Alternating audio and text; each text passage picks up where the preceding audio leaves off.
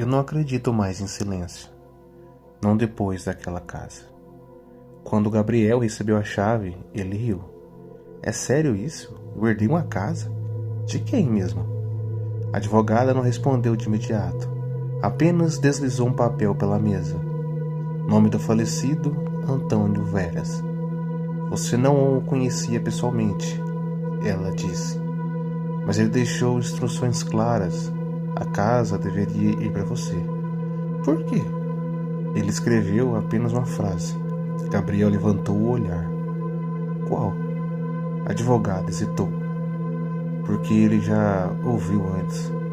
Gabriel não contou isso para ninguém, nem para Clara, sua namorada, nem para Henrique, seu melhor amigo, mas aceitou a casa. Esse foi o primeiro erro. A casa ficava isolada, a cerca de 2 horas da cidade. Nenhuma vizinhança, nenhuma estrada pavimentada, nenhum sinal de celular. Era como se o lugar tivesse sido esquecido ou removido. Clara foi a primeira a estranhar. Você não acha estranho demais? É só uma casa antiga, Gabriel respondeu. Henrique, sempre cético, riu. Relaxa, se tiver fantasma, eu filmo e a gente fica rico. Eles chegaram ao entardecer. E foi quando perceberam que algo não constava em nenhuma descrição. A casa não fazia som. O vento passava, mas não havia ruído. As folhas se moviam, mas não havia farfalhar. Os passos deles pareciam absolvidos pelo chão. Clara parou. Vocês estão ouvindo isso? O quê?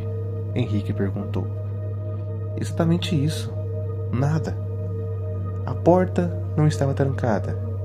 Por dentro, tudo estava intacto, sem poeira, sem sinais de abandono, mas também sem sinais de vida, como se alguém tivesse parado no meio de um dia comum e nunca mais voltado. Na parede da sala havia um espelho grande, velho, rachado no canto. Clara evitou olhar. Não gosto disso.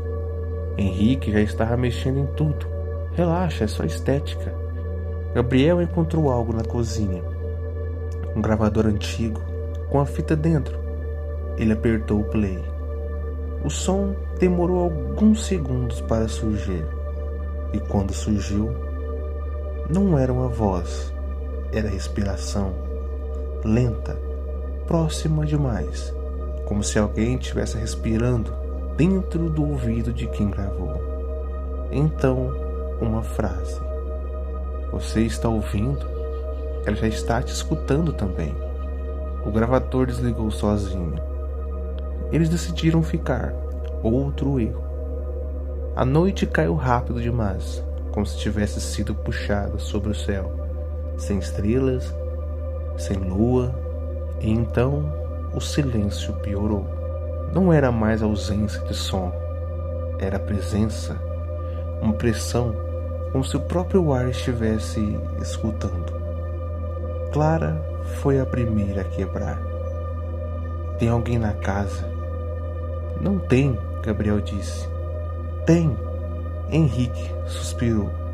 Se tiver, eu quero conhecer, talvez pague o aluguel. Mas ele não estava rindo demais. Porque naquele momento, um som aconteceu. Um único som. Um sussurro. Não veio de fora. Não veio de dentro. Veio de todos os lugares ao mesmo tempo. Gabriel. Ele congelou. Você ouviu? Clara perguntou. Henrique assentiu lentamente. Ouvi. Foi alguém chamando meu nome, Gabriel disse. Henrique balançou a cabeça. Não. Gabriel franziu a testa. Como assim? Henrique engoliu seco. Não foi, Gabriel. Clara virou lentamente. Então, o que você ouviu? Henrique respondeu pálido. Foi o meu nome. Eles não dormiram. Não conseguiram. Porque a cada hora, o sussurro voltava, sempre chamando alguém, mas nunca o mesmo nome, nunca da mesma forma. Às vezes vinha como uma voz conhecida, às vezes como se fosse o próprio pensamento, até que Gabriel percebeu algo. Ela está aprendendo. Aprendendo o quê? Clara perguntou. Com a gente soa. Henrique ficou em silêncio. Você quer dizer imitação? Gabriel balançou a cabeça. Não, melhorando. Clara não resistiu. Ela foi até o espelho da sala. Se tem alguma coisa aqui, eu quero ver. Não, Gabriel disse. Mas ela já estava olhando. Por alguns segundos, nada aconteceu. Apenas o reflexo normal. Até que Clara respirou fundo. Eu não estou piscando. Henrique se aproximou. O quê? No espelho, eu não pisquei. Gabriel olhou e sentiu o estômago cair. Porque Clara, ao lado dele, acabava de piscar. Mas o reflexo continuava imóvel, observando. Então o reflexo sorriu, mas Clara não. Depois disso, tudo aconteceu rápido demais, ou lento demais. Depende de como você vê o tempo quando ele começa a falhar. Clara começou a agir estranho, não demonstrava medo, não fazia perguntas e, principalmente, não respondia quando chamavam seu nome. Até que Henrique disse: ela não é mais ela. Gabriel quis negar, mas sabia. Sabia porque naquela noite Clara chamou por ele, exatamente com a voz dela, mas ela estava na sua frente, sem abrir a boca. Gabriel voltou ao gravador, rebobinou. Dessa vez escutou até o fim. E havia mais. Uma segunda parte. Uma voz diferente, desesperada.